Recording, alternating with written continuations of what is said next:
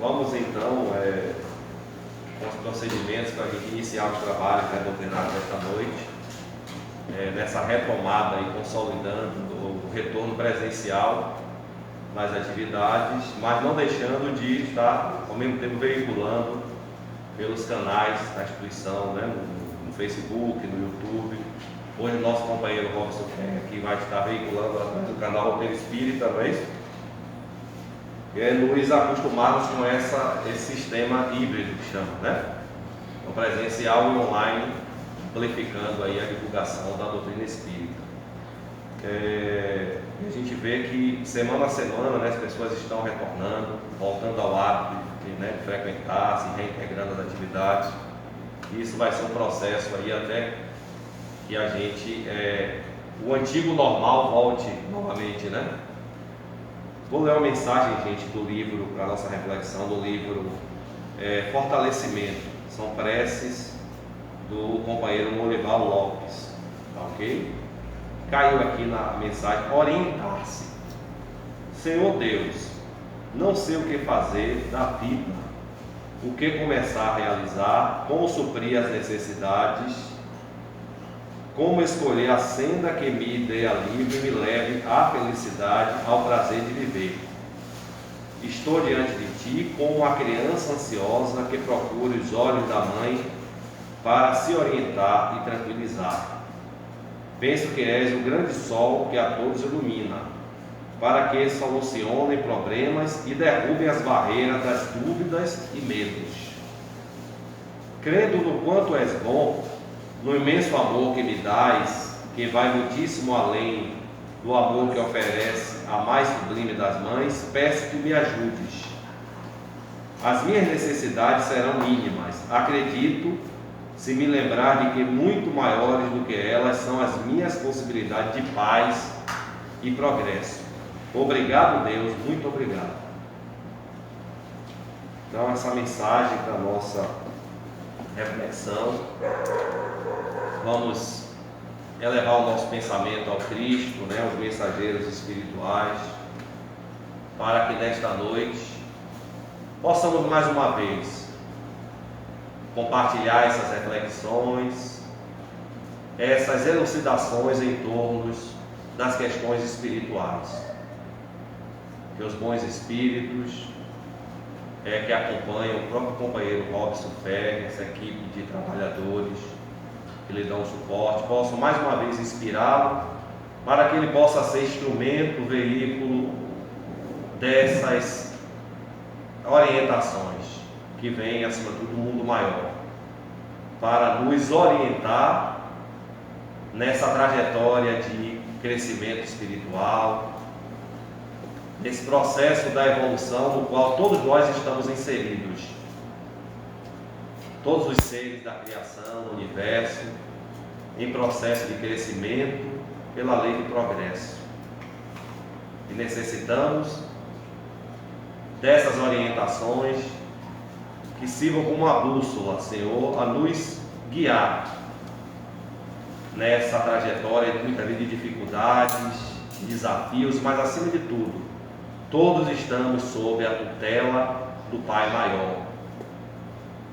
Todos estamos sob a orientação do Cristo, que é o governador espiritual desse planeta. Estamos aqui nesse exercício de fé, mas também de compreensão, de buscar estudar, de compreender essa doutrina de luz que redivive o Consolador prometido por Jesus. Assim sendo, em nome do Cristo, em nome do patrono espiritual desta casa, o professor Jorge Olímpio, e toda essa pleiade de espíritos que nos dão apoio, que nos dão assistência, orientação, para abrirmos mais um trabalho doutrinário, trazendo luz para todas as consciências. Então, vamos acender as luzes aí. Hoje, a palestra da noite está a cargo do nosso companheiro Robson Ferri, já é nosso parceiro aqui, tanto do SERG como do Conselho Distrital Espírita, Robson? Está sempre presente aí nas Semanas Espíritas com a gente. Robson, que é está vinculado a COBEM ainda, né, Robson? A Casa de Oração Bezerra de Menezes também tem um canal Roteiro Espírita, que é bastante significativo na divulgação da doutrina aí nas redes sociais, na internet. O tema é Voltar para Casa, do livro Em Busca da Verdade, mensagem da companheira Joana de Ângelo, da benfeitora Joana de Ângelo. Então, nosso companheiro Robson tem aí 50 minutos para expor o tema e, em seguida, se tiver dúvidas, colocações, para a gente fazer aqui sempre essa discussão. Ok, Robson? Boa sorte. Obrigado. Cristo te ilumine. Eu vou ficar aqui na frente também, tá?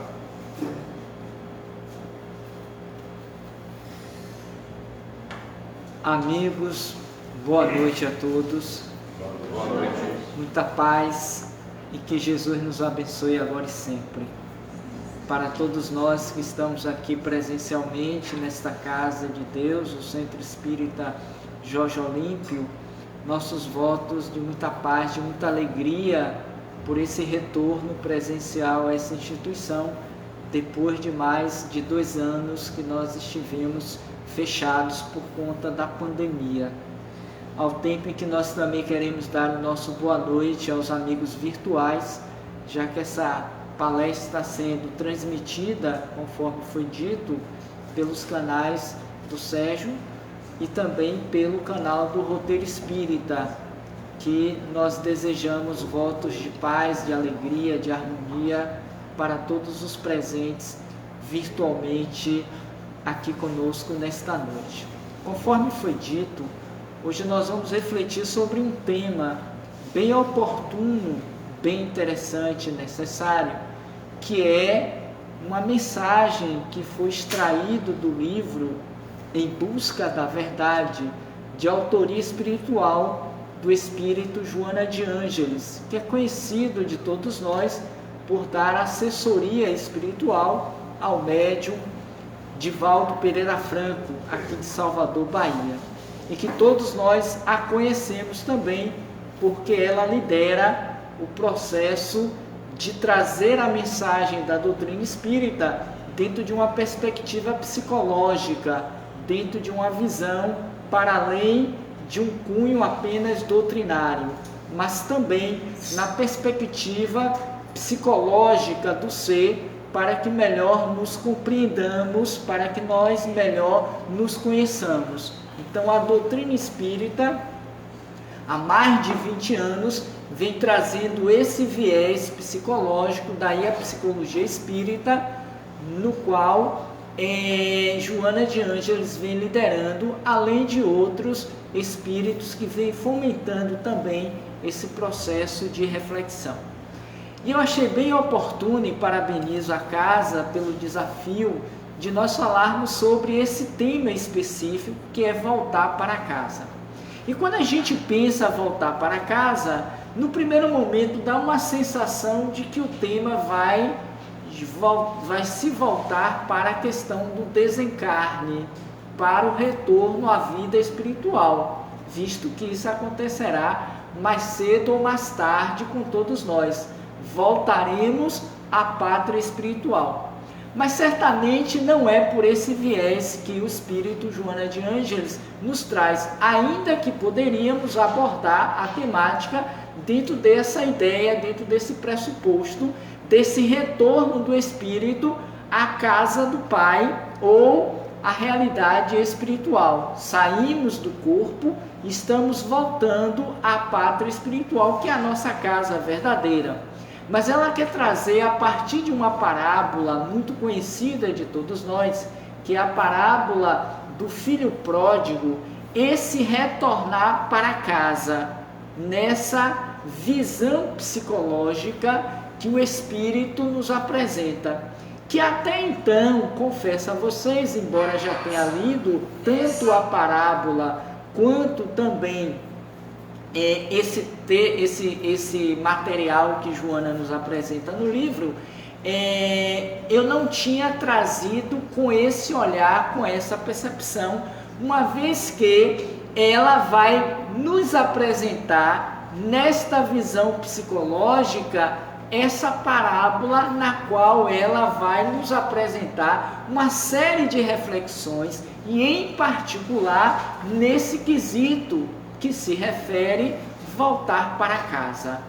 Porque o mote principal dessa parábola do filho pródigo é que depois de ter se permitido viajar para um país longínquo, uma vez que esse pai, ele tinha 2 filhos, só para resumir mais ou menos a ideia da parábola. Ele tinha 2 filhos que viviam com ele em sua casa, e lá um dia ele resolveu pedir um dos filhos, o mais jovem, a sua parte na herança, porque ele tinha como propósito viajar para um país longínquo para conhecer o mundo, e que é muito comum nessa fase da vida os jovens quererem a liberdade de conhecer o mundo, de viajar, de fazer o que lhe der na telha. E assim, prontamente, o pai obedece e respeita a vontade do filho e lhe dá a parte que lhe cabia na herança, e o filho resolve então fazer a sua longa viagem.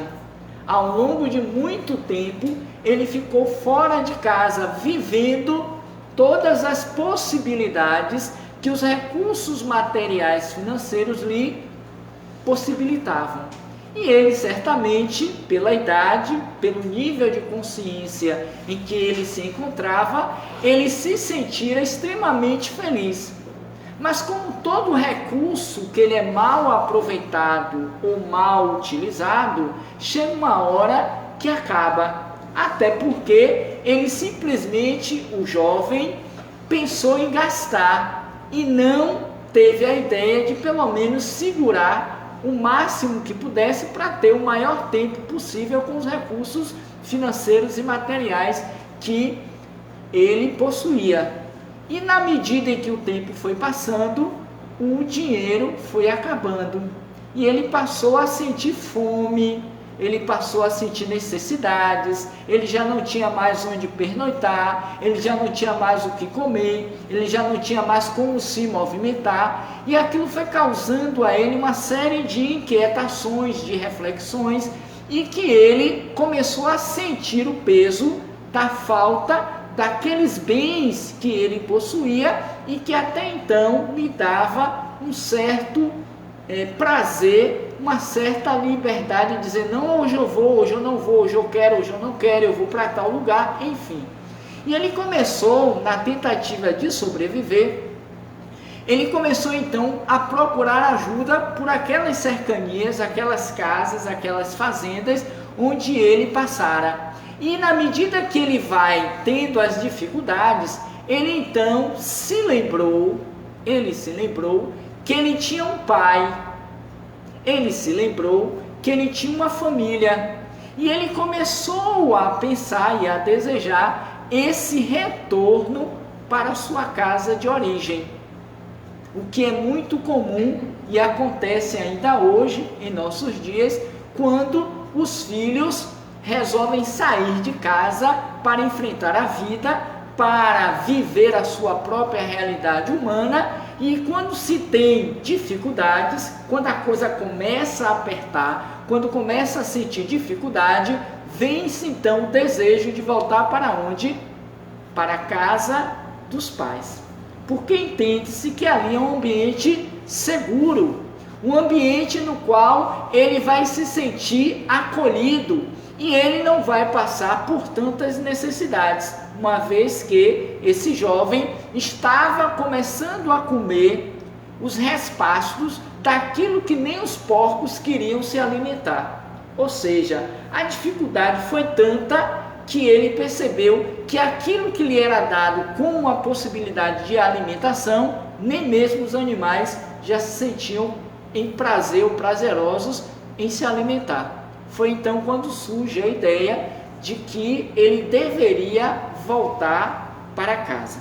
Mas eu gostaria ainda de frisar, isso é importante, que o capítulo do livro Em Busca da Verdade, que é o capítulo de número 3, salvo engano, é o terceiro, Joana vai intitular como sendo encontro e autoencontro, em que ela traz 3 subtítulos importantes para nós compreendermos. Porque todo esse terceiro capítulo do livro, Em Busca da Verdade, vai focar na perspectiva psicológica essa parábola do filho pródigo.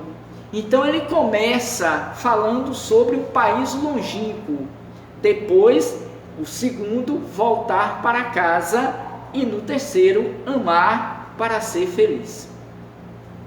Sempre com o viés, o pano de fundo, a parábola, que embora tenha sido contada por Jesus há mais de 2000 anos, mas ainda hoje para nós, século 21, 2022, é extremamente representativa, porque todos os elementos, todas as características e situações de ontem assemelham-se às de hoje, para qualquer um de nós, filhos, que desejamos, nessa fase da juventude, do conhecer a vida, se permitir viver.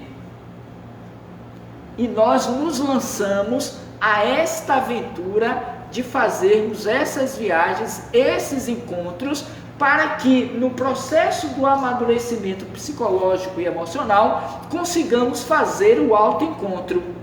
Por esta razão, o pai, que era um senhor sábio, inteligente, na figura e na representação de Deus, nosso Pai, quando a gente vai começar a analisar de uma forma psicológica a parábola, nós entendemos que esse Pai misericordioso, bom, nada mais é do que o Pai, que Jesus nos apresenta como tal, e que permite que os seus filhos, mediante o seu livre-arbítrio, ele possa fazer escolhas, ele possa viajar e possa fazer com que, a partir das suas experiências, ele comece a adquirir consciência de si mesmo.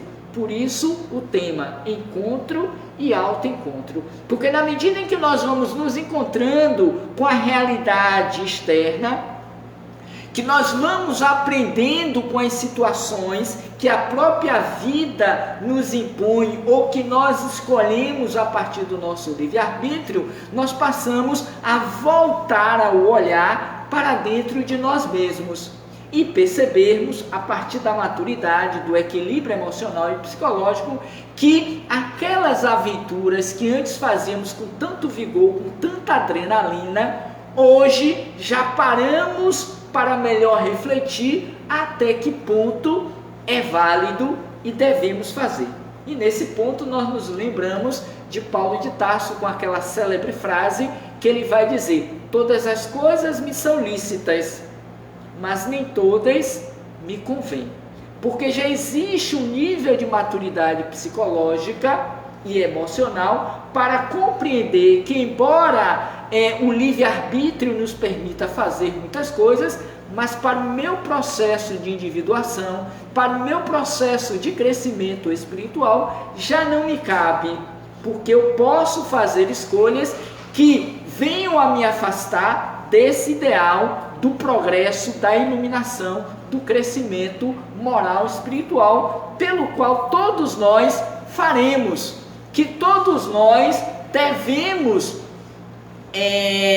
devemos investir, porque a ideia de voltar para casa, que pode ser vista sob vários ângulos, e um desses é exatamente a perspectiva do desencarne, mas pode ser também um processo de voltar para casa do ponto de vista do conhecimento, da autopercepção, que muitas vezes não nos permitimos fazer durante uma existência, ou ainda mesmo do ponto de vista literal, voltar para casa porque eu casei, digamos assim, simbolicamente, e não deu certo, e quando a gente separa, a primeira ideia é voltar para a casa dos pais, porque entende-se, e já dissemos, que pressupõe-se ser um ambiente seguro, um ambiente acolhedor, um ambiente no qual eu vou me sentir capaz de refazer as forças e vou encontrar nesse ambiente pessoas que me amam, que vão me acolher, que embora reclame comigo e me diga umas e outras, mas vão entender o meu momento e vão me ajudar. Ou seja, eu não vou ficar à toa, eu não vou ficar perdido, eu não vou ficar sem um teto, eu não vou ser expulso de casa e não vou ter que morar debaixo da ponte nem do viaduto. Que com essa pandemia, acreditem, foi o que mais aconteceu entre muitos daqueles que saíram de casa para viver suas vidas naturalmente. E aí nós temos o simbolismo do paraíso, do Adão e Eva, que foram expulsos do paraíso, como uma necessidade de saírem de casa para começarem as suas jornadas evolutivas, para poderem conhecer pela experiência da vivência, pela luta pela sobrevivência, conquistar créditos, valores, que já uma outra parábola nós poderíamos chamar como sendo os talentos, quando aqueles dois homens, os dois servos, recebendo uma determinada quantidade de talentos, eles conseguiram multiplicar, ou seja, eles investiram na vida, cada qual a sua experiência encarnatória, a ponto de saírem dela, ou pelo menos chegarem a um estágio da existência em que eles somaram, onde eles aprenderam, onde eles se enriqueceram de virtudes e de valores que nem o Pai, Deus, o Pai misericordioso, poderia retirar dele. Por esta razão disse o Senhor: bom e fiel servidor, dar-te-ei muito mais depois. Ou seja, ele conseguiu créditos espirituais para que em outras experiências ele possa ser melhor testado em experiências mais complexas do que aquela até então vivida. Já o que recebeu um talento, e a gente pode estar fazendo esses paralelos com as parábolas, esse simplesmente enterrou. Então, voltando à parábola do filho pródigo, que é o pano de fundo, conforme já dissemos, para trazer esse capítulo 3 do livro citado, em busca da verdade, e esta verdade que nos libertará só se é possível conquistá-la mediante a vivência. Porque se a gente enterra o talento, ou se a gente fica preso na saia da barra da mãe, é assim que se diz, né? No vestido da mãe, ou seja, se a gente não se aventura a viver para sofrer, para aprender, a gente não cresce. E na parábola do filho pródigo, existem dois filhos.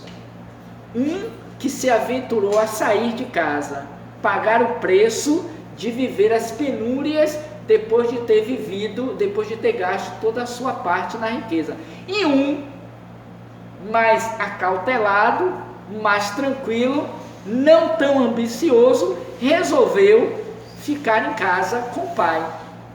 Não experimentou a liberdade de viver a sua própria vida. Ficou como que retido naquele ambiente que lhe era seguro. Não se aventurou a nenhuma experiência. Assemelha-se àquele homem que enterrou o talento. Embora promissora, valorosa, a experiência da convivência com o pai, mas ele não se permitiu ir além das fronteiras da divisa da própria casa. E o mais interessante, voltando até por conta do tempo, é o filho que saiu, pensou: agora que tudo acabou, que eu não tenho mais para onde ir, não tenho o que comer, vou ter que dormir junto dos animais também. Eu me lembrei que eu tenho um pai e eu vou então voltar para casa. E ele volta na esperança de ser bem recebido pelo pai. E para a surpresa do filho que ficou e não saiu por medo de também ter que experimentar desafios novos, porque tudo que ele fazia naquela convivência com o pai era algo que ele já conhecia.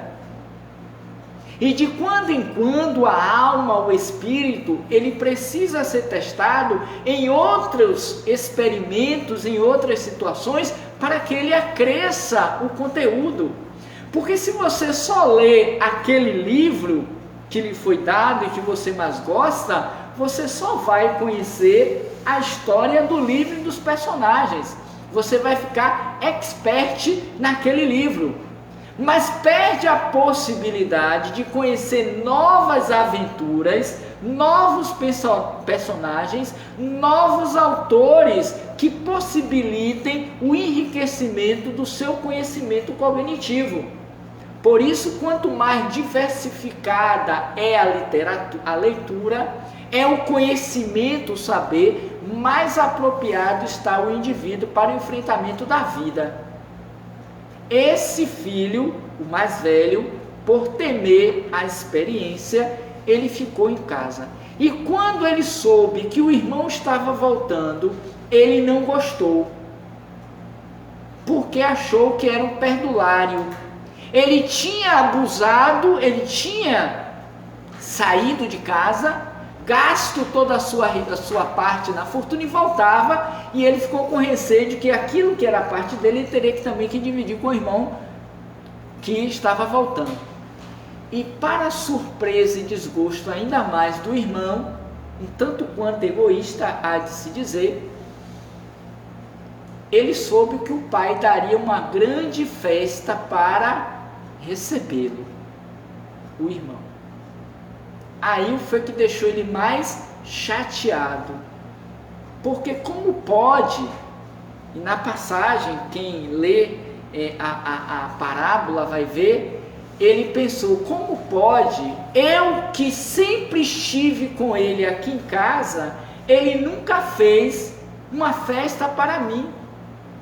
No entanto, este outro que saiu, que gastou, que abusou, quando volta na condição empobrecida, ele dá uma festa, manda matar os meus melhores bois, fazer a melhor cevada, colocar a melhor túnica, dar as melhores sandálias, como sendo representações simbólicas da importância daquele que volta. Certamente para nós, no nosso estágio evolutivo, nós veríamos como um abuso, como algo que foi feito indevidamente. Nós brigaríamos, nós reclamaríamos, nós acharíamos injusto.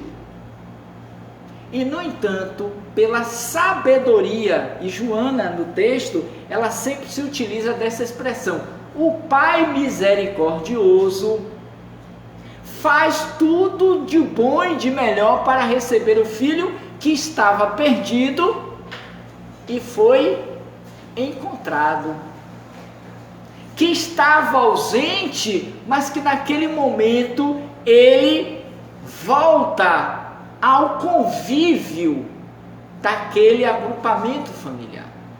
Algo que não agradou, e já dissemos, aquele que ficara. E normalmente é assim, é uma espécie de uma ponta de inveja. Sabe aquele desejo também de querer fazer e não tem coragem de fazer? E quando o irmão faz ou alguém faz e não dá certo, a gente fica apontando, tá vendo? Eu sabia que não ia dar certo, eu disse a ele que não era para ter ido. Mas se ele não tivesse ido, não tivesse experimentado, ele não teria aprendido mesmo na falta e na perda. Ou seja, aquele filho de Deus, ele volta para casa, mas ele não volta com a sacola vazia, ele não volta destituído de nada, ele volta enriquecido de conhecimento e de valor que para Deus, ainda que aparentemente fracassado, mas enriquecido de saberes que amanhã lhe serão extremamente úteis e necessários para o avanço. É como se diz naquela história atribuída a Thomas Edison, me parece, se eu não mudei aqui o inventor da lâmpada, que ele precisou de 999 tentativas aparentemente fracassadas para que na milésima ele tivesse conseguido dar a luz, fazer com que a lâmpada pudesse produzir a luz. Se ele não testasse, se ele não se permitisse aventurar nas várias possibilidades de tentativas, hoje não estaríamos aqui nesse conforto, desse ambiente com ar refrigerado, com luzes, com microfones e tudo mais que o progresso das ciências nos oportunizaram por aqueles que tentaram, que saíram, que se aventuraram, que se permitiram errar. A própria Joana de Ângeles assevera isso, que a evolução do ser criado por Deus na simplicidade, na ignorância, se dá através de erros e de acertos. Então, olhando de uma forma imediatista, de uma forma humana, esse filho é um derrotado, porque voltou com nem mais com as roupas do corpo, ou praticamente com a roupa do corpo, descalço, sabe? Empobrecido em todos os sentidos. Mas o pai o compreendeu, entendeu a necessidade daquela alma de fazer a sua jornada, a jornada de herói. Na perspectiva psicológica, a gente pode também considerar como sendo uma jornada heróica, porque ele se aventurou àquela experiência em que muitos não se permitiriam, e que a partir dela, é o que ela vai dizer em um desses textos do capítulo, vai lhe servir de conhecimento, de maturação, para que ele possa ensinar aos seus filhos ou às futuras gerações aquilo que ele aprendeu. Porque o processo da evolução se dá também desta forma, na passagem do conhecimento de uma para uma outra geração. São os nossos avós que transmitiram para os nossos pais os seus ensinamentos, os seus conhecimentos, que por sua vez transmitiram para nós, seus filhos. E hoje, mais amadurecidos, mais enriquecidos daqueles valores, nós passaremos para os nossos filhos, que amanhã passarão para os seus filhos, nossos netos, e o processo vai girando de geração em geração, permitindo e facultando que o progresso, seja o progresso material, seja o progresso social, relacional, psicológico e espiritual, possa se dar. Basta vermos a história da humanidade de 150 anos atrás, quando da época de Kardec, que nos apresentou a doutrina dos espíritos. Para hoje, 164 anos depois, nós percebemos o quanto nós avançamos, até do ponto de vista doutrinário, do conhecimento espiritual. Mas se Kardec não tivesse, juntamente com a sua equipe, nos possibilitado o conhecimento daquelas verdades, hoje provavelmente não estaríamos aqui discussando sobre esse tema, sobre a compreensão que essas parábolas de 2000 anos ainda representam para nós em nossos dias. E aí, rapidamente, por conta também do tempo, eu vou trazer algumas citações, e aí eu recomendo mesmo a vocês que se permitam pegar o livro Em Busca da Verdade e que vocês possam ler o capítulo 3, Encontro e Autoencontro, porque é um convite de voltarmos o olhar para nós mesmos, para as nossas conquistas até então, a fim de que nós não nos vejamos à semelhança do filho que ficou. Para Deus, fazendo aqui um paralelo a partir de Emmanuel, para Deus, o criminoso, aquele que comete os desatinos na sociedade, e pode parecer um absurdo para quem nos ouve à primeira vista, a primeiro momento, para Deus é muito mais valoroso do que aquele que não se arriscou a viver a vida. O melhor exemplo que nós podemos ter para esta realidade é a de Paulo de Tarso. Porque Emmanuel, ele vai dizer, o santo de hoje foi o pecador de ontem. Porque se ele não pecasse, se ele não burlasse, aspas, as leis de Deus, ele não teria que reparar para aprender com o seu próprio erro, com a sua própria dor. Porque muitas vezes, dentro da ideia de não querer sofrer e de se proteger demasiadamente da dor, nós não avançamos no conhecimento, nós não superamos e não desenvolvemos habilidades, virtudes que somente aquele que se permite arriscar consegue. Que é uma das características de todo aquele que é bem sucedido, a capacidade de arriscar. Claro que quando a gente fala desse arriscar, de se permitir, claro que existe o ponto de vista do bom senso, da maturidade, que às vezes a gente aprende atropeladamente na experiência. Porque se a gente fosse se preparar para a gente se tornar virtuoso, cheio de virtudes e de qualidades, por exemplo, para casar, viver a experiência do casamento, ninguém casaria. Porque certamente nessa encarnação não daria tempo sequer para a gente pensar. A gente vai mesmo de chofre, a gente vai mesmo pela experiência do empirismo e vai aprendendo com as situações do dia a dia. Então Joana diz assim: a volta para casa é uma viagem rica de alegria, de formosas expectativas, de lembranças queridas, das raízes de segurança do conhecimento ante o bravio mundo desconhecido. E de fato, e eu sei que nós temos exceções, mas tem coisa melhor para um trabalhador que saiu às 5 horas da manhã, às vezes às 4 de madrugada, para ir trabalhar, e ao final do dia, ao entardecer, lembrar-se que está voltando para casa. Tem sensação mais agradável do que esta, depois de um dia de labuta, de enfrentamentos, de desafios, você saber que, enfim, vou voltar para casa.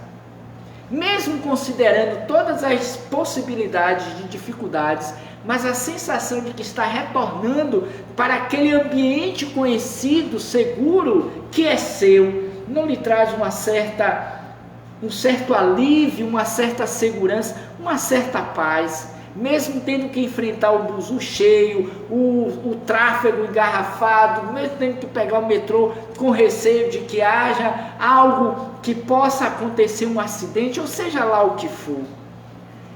A gente diz, graças a Deus que anoiteceu, estou voltando para casa. Porque é nesse ambiente físico, emocional e psicológico que nós nos reconhecemos.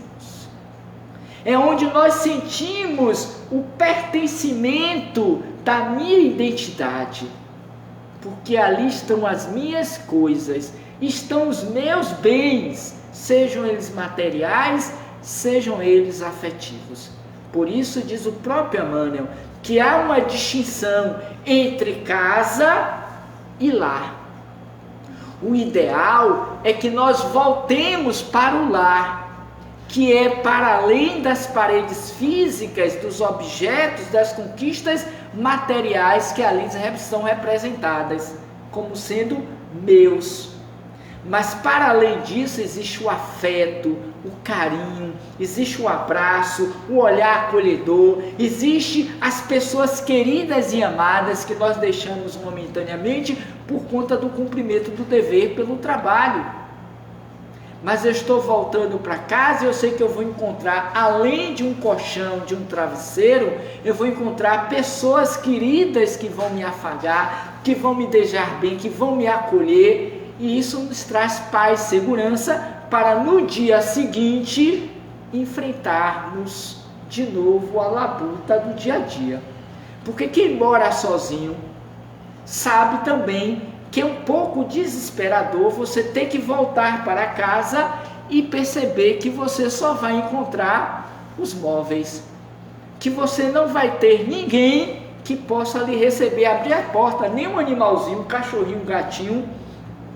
E a tendência é a gente tê-los, porque é uma transferência psicológica representativa do ser humano, mas que pelo menos é um ser vivo que vai nos acolher e eu vou poder acolher. Mas quando a gente chega em casa que não tem ninguém, isso pesa no cômputo do psiquismo e do emocional para aquele que vive essa experiência tormentosa.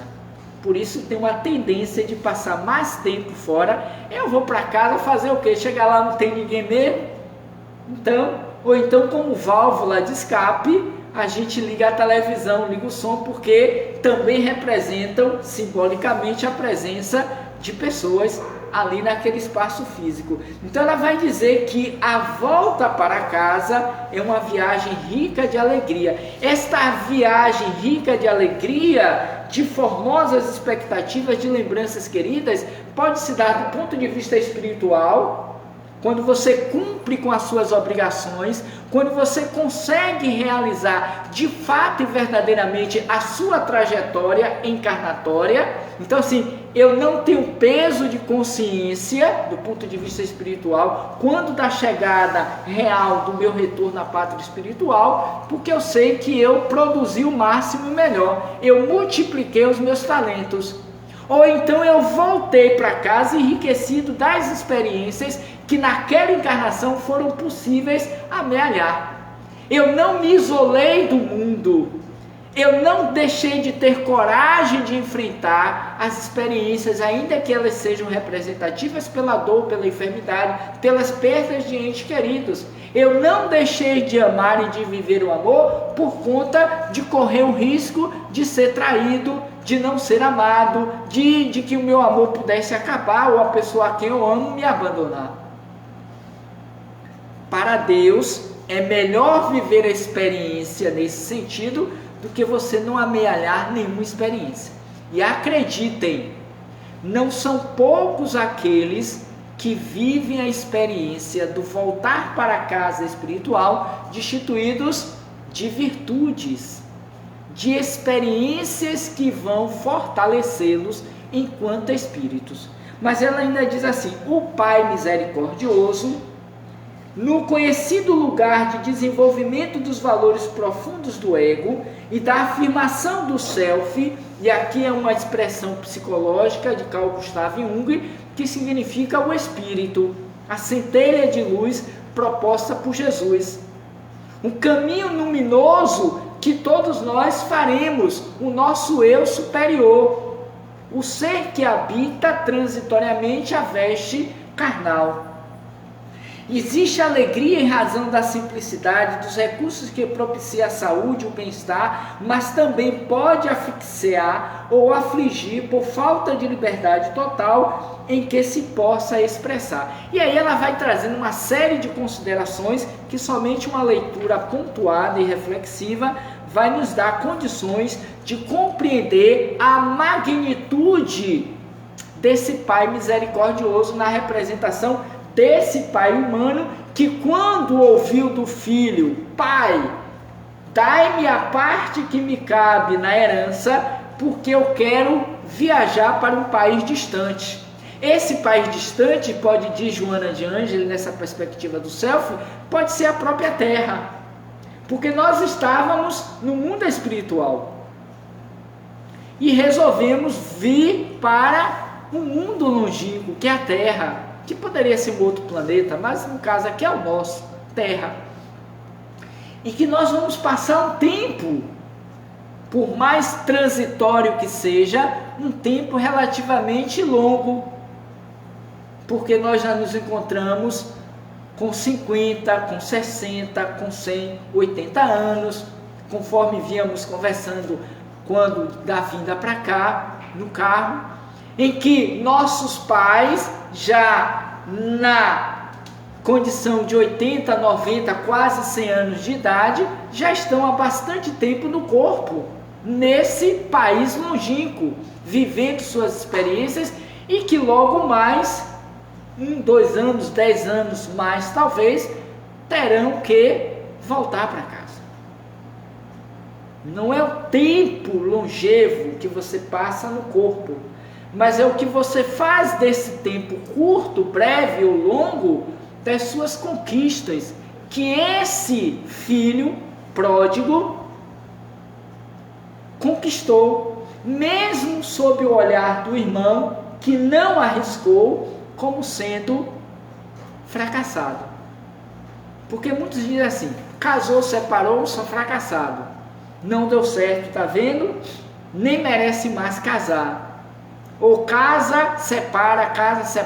De tanto casar e separar, de viver muitos casamentos, um dia ele aprende a valorizar o companheiro ou a companheira. E a partir dali vai sustentar uma nota de ser feliz, porque ele entende que não é se separando, mas é construindo as bases da felicidade com aquele que ele elegeu para viver aquela experiência.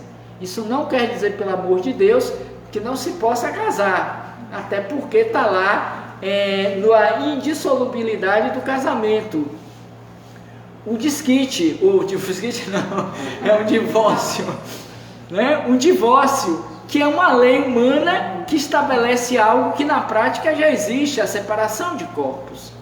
E cada um pode fazer sua escolha, mas entender que é possível ser feliz a partir daquela escolha que se faz na medida que existe a maturidade psicológica, emocional, as propostas constitutivas na relação do casamento ou de qualquer relação que se possa se construir a 2, a 3, a 4 e por aí vai.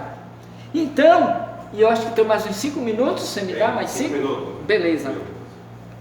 Ele vai dizer assim, aí o Joana vai dizer, a partir da parábola, tudo que o pai faz para receber esse filho, do bom e do melhor. E já dissemos aqui, a festa, nessa festa manda matar os melhores bois, manda fazer a melhor cevada, o melhor vinho, manda dar a ele as melhores sandálias, a melhor veste, tudo isso. Tem um abraço afetuoso, aquele abraço de urso, sabe, que envolve a criatura toda, com afago, com os olhos transmitindo alegria, felicidade pelo retorno, em que pese que a sombra, psicologicamente falando, na representação do filho, vê com mau grado, vê com reticência, vê com intolerância, porque aquela alma retorna e eu me achava dono de tudo, agora vou ter que pensar na possibilidade de dividir aquilo que ele não soubera valorizar. E aí o filho tem uma conversa com o pai, expressando o seu ressentimento, e o pai faz ver a ele que ambos são filhos, e que embora o que ficou, tenha realmente ajudado e contribuído muito na casa e com ajuda ao pai, mas aquele filho estava perdido e ele foi resgatado, lembrando aquela passagem que Jesus vai dizer que nenhuma das ovelhas do rebanho do Senhor ficaria perdida, que ele iria buscar toda aquela que se estivesse perdido, porque a ideia era que todos pudessem se congregar dentro de uma só rebanho, dentro de uma só família. Então ele vai dizer aqui, o Pai misericordioso abre-se ao self, que é esse lado luminoso do filho, e ao agasalha-o no manto de púrpura que ele próprio veste, assim como possui o outro filho e os seus convidados de destaques. E outras coisas mais que ele vai trazendo aqui nessa perspectiva, mas deixa eu escolher mais uma aqui, que eu achei bem oportuno. Ele diz assim, a festa, porque ele manda fazer essa grande festa, é sempre a maneira de celebrar-se o retorno dos triunfantes. Mas naquele caso, todos celebrariam o valor do pai, a segurança do lar, a vitória do bom senso e da realidade distante da ilusão. O amor, diz Joana de Ângeles, é luz que se espraia em todos os sentidos, a tudo envolvendo na mesma claridade, sem excesso, no epicentro, nem diminuição à distância. E aí a gente faz lembrar aquela citação em que Jesus vai dizer que o sol se levanta todas as manhãs para os bons e para os maus, que o Pai faz chover para todos. Ou seja, o que é de Deus, do Pai misericordioso, é dividido com todos os seus filhos, porque todos, vai dizer Joana também no livro Filho de Deus, todos somos herdeiros do Pai, herdeiros de Deus. É uma mensagem belíssima em que ela discorre a respeito desse ponto. Ela vai dizer: o filho pródigo não apenas foi recebido, mas também abraçado pelo pai. Há muitas maneiras de receber-se quem chega de viagem. Naquele caso, somente havia júbilo, porque há alegria quando se encontra a ovelha perdida, conforme acentuou Jesus. Nas lutas de sublimação dos valores egóicos, que se devem transformar em claridades no imo do ser, há um abraço paternal da saúde real em relação aos múltiplos distúrbios da jornada evolutiva. E para a gente fechar, ele diz assim: o processo da volta da casa, ou para casa, melhor dizendo, o processo da volta para casa, após a jornada pelo país longínquo, é feito de experiências libertadoras, de crescimento e amadurecimento emocional, de superação dos tormentos infantis que permanecem dominadores na personalidade, de identificação com a realidade desafiadora que deve ser vivida com entusiasmo. A longa experiência da filiação irá oferecer-lhe matureza para a paternidade responsável sem os descaminhos das emoções exacerbadas. E aí ela segue nos convidando a pensar e a repensar essa parábola, e desde já fica o convite para que nós releamos a parábola, não apenas literalmente como se encontra nos evangelhos, em alguns livros, a exemplo desse que eu trouxe, histórias de Jesus, histórias que Jesus contou, de Clóvis Tavares, que tem várias parábolas de Jesus, como também aquelas outras que nós encontramos nos livros bíblicos evangélicos. E finalizando, ela diz assim: a volta para casa, já finalizando o mesmo texto, a volta para casa é inevitável, em todos os níveis possíveis de análise, porque todos retornarão ao país longínquo próximo da espiritualidade, de onde se veio para a experiência de crescimento e de desenvolvimento do Deus interno. Sendo assim, eu proponho como desafio para todos nós, os presentes aqui, como aqueles que nos acompanham pelos 2 canais que estão transmitindo esta palestra, que nós possamos refletir um pouco mais a respeito desses 2 filhos da parábola do filho pródigo, e pensamos e reflitamos qual deles melhor nos representa. Porque queiramos ou não, mais cedo ou mais tarde, nós retornaremos a esse país longínquo próximo, como disse aqui no texto Joana de Ângeles.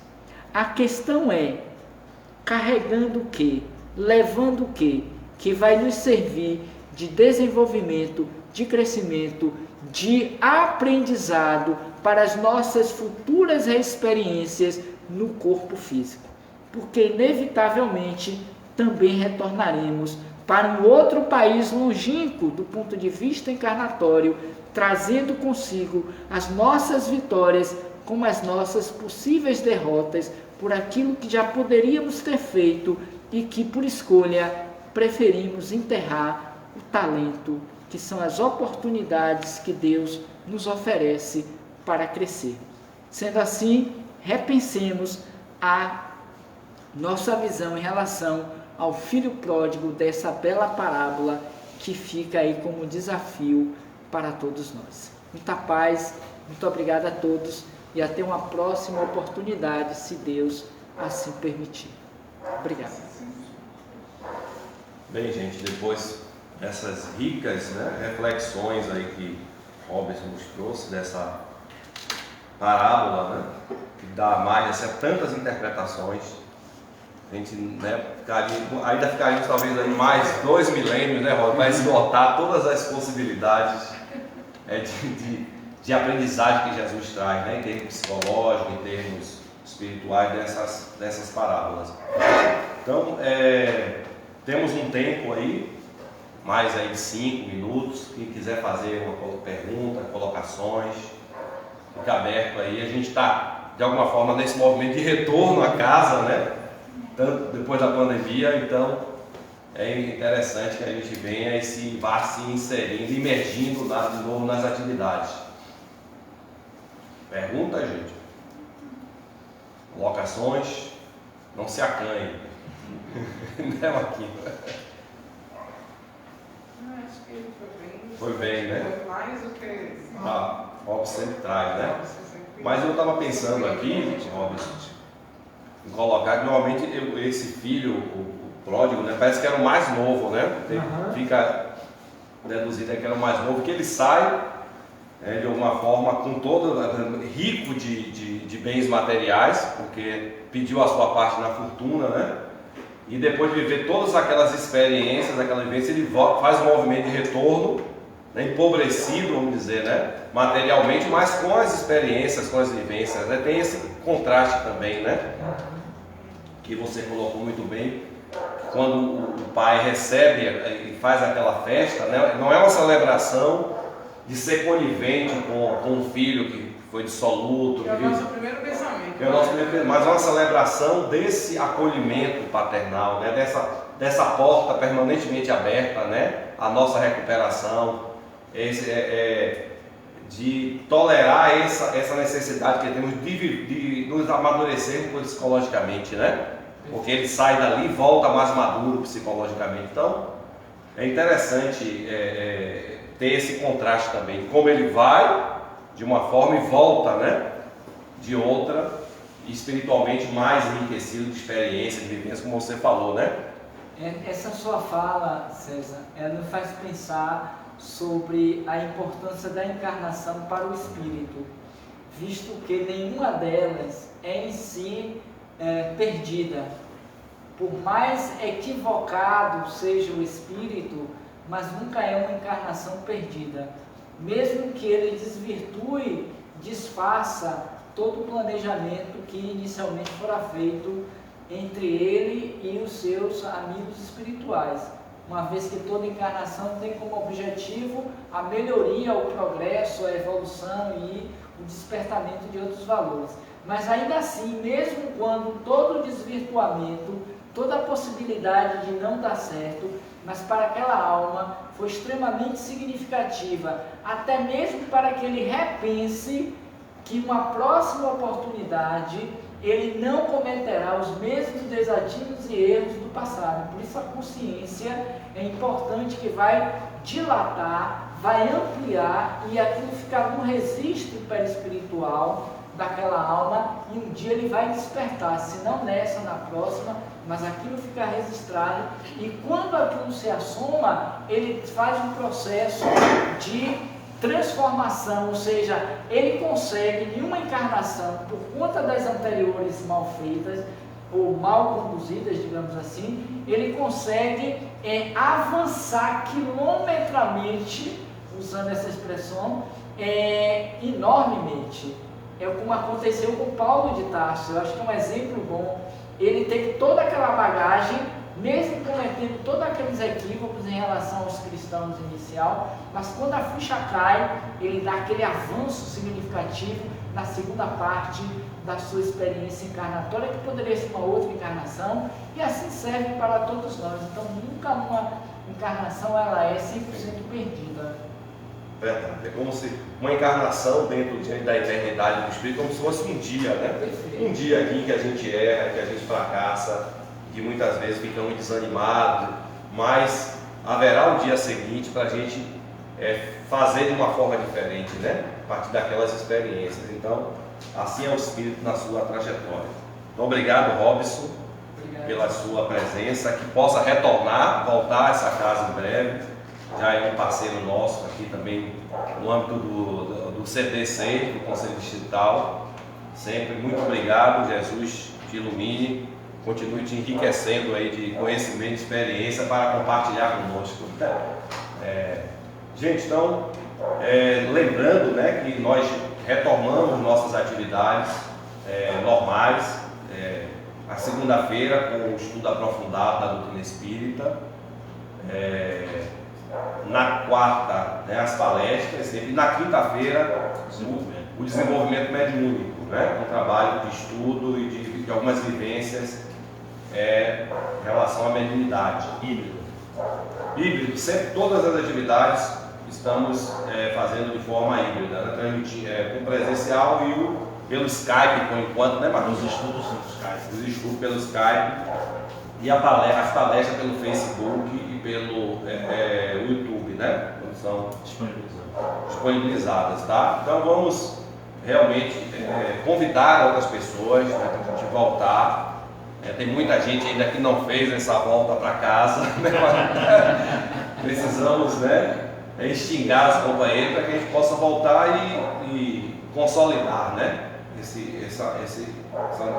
essa volta das atividades, tá ok? Então vamos, na próxima semana estaremos aqui com a pessoa que nos fala, César, falando do tema gratidão como roteiro de vida, do livro Psicologia da Gratidão. Então vamos sim a colocar um som, e em breve, gente, nós estaremos com os passes, né? Nós estamos só dando esse tempo para os trabalhadores se reharmonizarem, se reintegrarem, né, Marquinhos? Vai ter uma atividade de reciclagem, provavelmente em julho, a partir de julho a gente possa estar retornando com os passes. Vamos ter calma, né, para que a gente possa ter as melhores condições para retornar uma prática tão insensível, que mexe com energia, que mexe, né, com sentimentos, com vibrações, como é o passe. Agradecer ao Mestre Jesus por mais essa oportunidade de recebermos esse alimento espiritual, de recebermos esses esclarecimentos, Senhor, que são tão decisivos, para que a todo momento nos reposicionemos perante a vida de uma forma mais construtiva, mais amadurecida, ciente de que somos espíritos vivendo essa experiência na casa, né, que é o planeta Terra, que é a nossa escola, mas que logo retornaremos ao mundo espiritual, levando toda essa bagagem de aprendizagem, de vivências, que à medida do que é certo, do que é errado, se valeu ou não a pena, caberá só a nossa consciência. Nesse balanço, quando de retorno à casa do Pai. Mas certamente nada fica, né, sem significado, nada se perde. O Espírito está sempre se enriquecendo de experiências, de vivências, até que acertemos nas escolhas, pelo próprio desenvolvimento do nosso livre-arbítrio, sempre amparados pela espiritualidade, pelos nossos mentores, pelo nosso espírito guia. E certamente a nossa fatalidade é o sucesso, é a felicidade, é a evolução, é o alcance da plenitude. Porque a doutrina espírita nos dá essa visão otimista da vida. Assim sendo, Senhor, certo de que sairemos daqui mais renovados, mais repletos de informações, possamos retornar ao nosso lar com essa alegria de que aqui nos reabastecemos e em casa, na nossa casa, estaremos também nesse processo de reflexão, de renovação, de experiências, crescendo, evoluindo sempre, Senhor. Muito obrigado a todos pela presença e que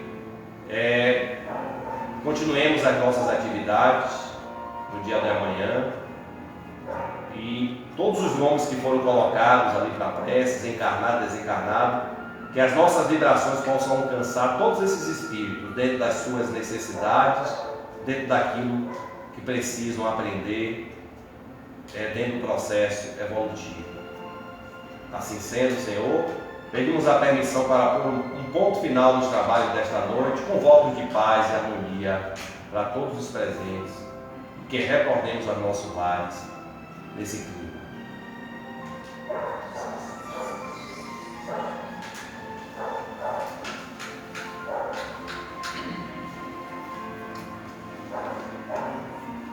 Missão cumprida.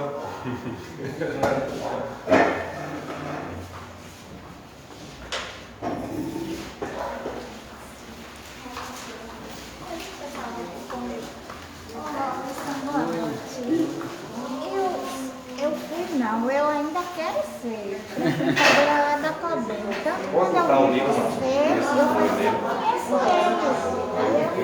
Eu disse, eu não sei se é do Bezerra, ela disse Já que é entrou? porque eu frequento lá há muito tempo, sabe? Mas para a comprar. pandemia, né? Aí você tem informação sobre as áreas lá, você tem sexta-feira à tarde. Vai falar com o Rob. Eu moro aqui em Piripiri. Sexta-feira é jantar. Voltamos às atividades presenciais nas doutrinárias. Tudo bom, meu amigo? Como você está? Viu? As atividades presenciais das doutrinárias nós já voltamos. Uma delas é sexta-feira.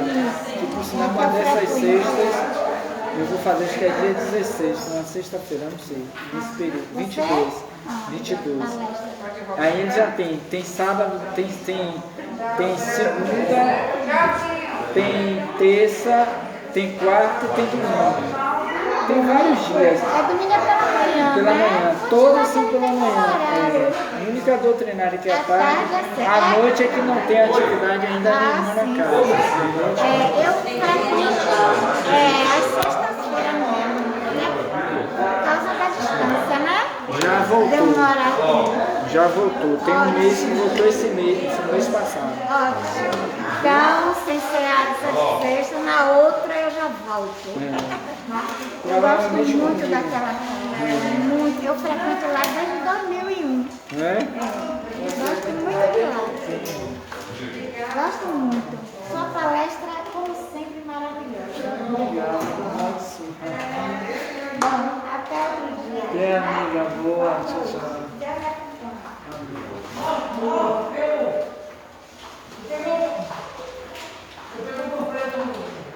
De lá, tudo bom? Tem que pegar lá no centro, lá na festa? Tem lá na festa.